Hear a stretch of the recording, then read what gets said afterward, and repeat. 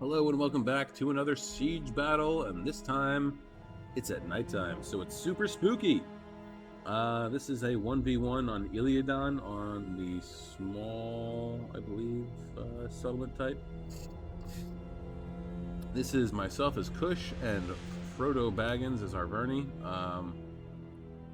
Prior to this match, I had played him, but I was attacking, he was defending. It was during the daytime. Same settlement size, and after we got done with that match, I beat him in that one. And then, admittedly, I beat him by the skin of my teeth. I didn't save the recording, unfortunately. I meant to. Or maybe I did, and I just, I haven't made it available to myself, because I think it's on my PC, not my laptop. I'll have to look. Either way, doesn't matter. So we switched. And in that first battle, I played as Egypt, so I decided to switch and play as Kush this time. Just so that I could have artillery inside the walls. And then I noticed that he split up his forces. So this is, as you can see, on the bottom here, it says 7 minutes and 59 seconds. What this is going to be is a learning experience and video.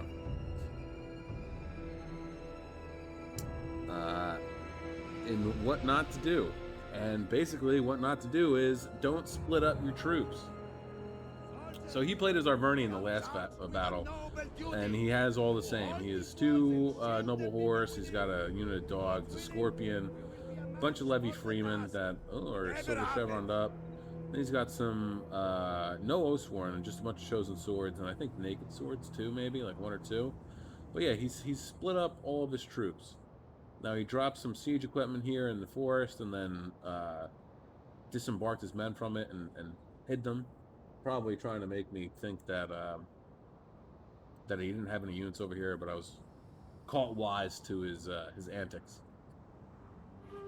Myself, I have 3 units of swordsmen. 2 units of Kushite slave infantry, 3 units of Kushite archers, 1 unit of the Royal Kushite archers being my gen, 1 disciples of Epidamac, 2 Shotel warriors, and the rest are all Shotels. So, because he split up his troops, right, what I was able to do was divvy up my guys. So I knew that he had, a unit over here, and I think 1 other unit over here too that's hidden. He's got a couple units over here. You can see he loaded them up onto the towers. And then he's got a unit of levy freemen pushing up a ram, and then 2 levy freemen on the towers. So, I mean, what do you think I'm going to do? If he's allowing himself to be this spread out. He's also got a unit of chosen swords on the ladder over here. And admittedly, Frodo's probably a newer player, so I'll, gotta give him a pass. But I'm just gonna wait. I'm gonna wait for him to get close enough, and then I'm gonna sally out and deal with it that way. So, moving up my swordsmen, because I know the swordsmen will definitely be able to take care of the levy freemen. Easy peasy lemon squeezy. Also going to move up my Kushite slave infantry, so I can set them up over here. These guys are going to be set up here, so when this tower disembarks, I can sandwich him in between. Bleed forward! I have another unit of swordsmen to deal with this levy freeman unit as well. As you can see, running out. Gonna deal with this guy. Moving my 2 units of Shotel warriors over here to quickly deal with this chosen swordsman. Fortunately, my artillery didn't have the range to get anything back over here. I was actually only able to make it up to like this point, which is kind of shit, but what are you gonna do? Back over here, still nothing. Over here, nothing, just waiting. Got my archers up here, got a nice overwatch position that I can't. I mean, I can see the towers, right? Yeah, but I can't look at theirs unless I do that, which is stupid. But you can see how far the archers can reach. Now back over here. Charged out my swordsman, getting into it with the Levy Freeman. They're already losing. At this point, he should have sent up his noble horse to deal with me.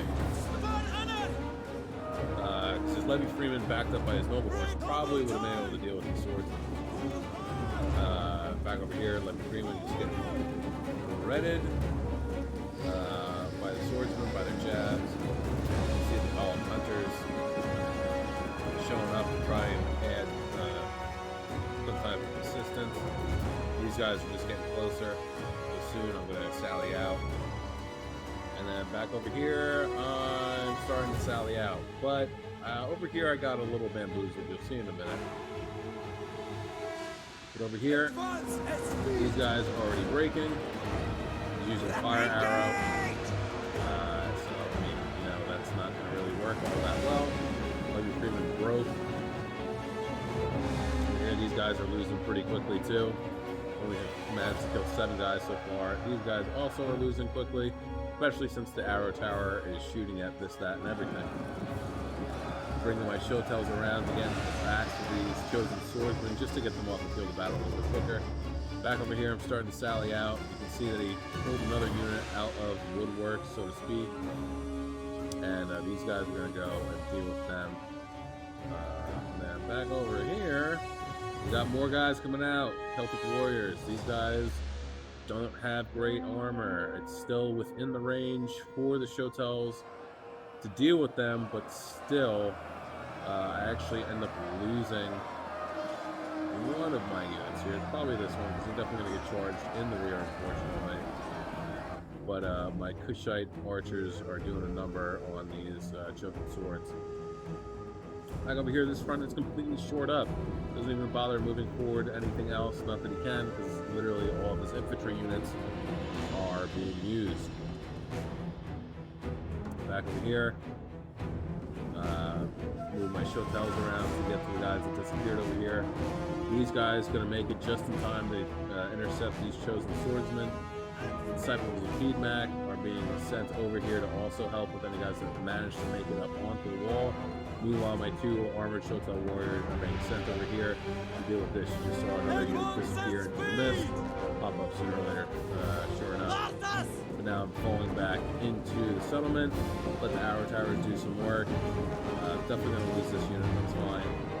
These guys did some work, but I held these guys up enough that they shouldn't be a problem.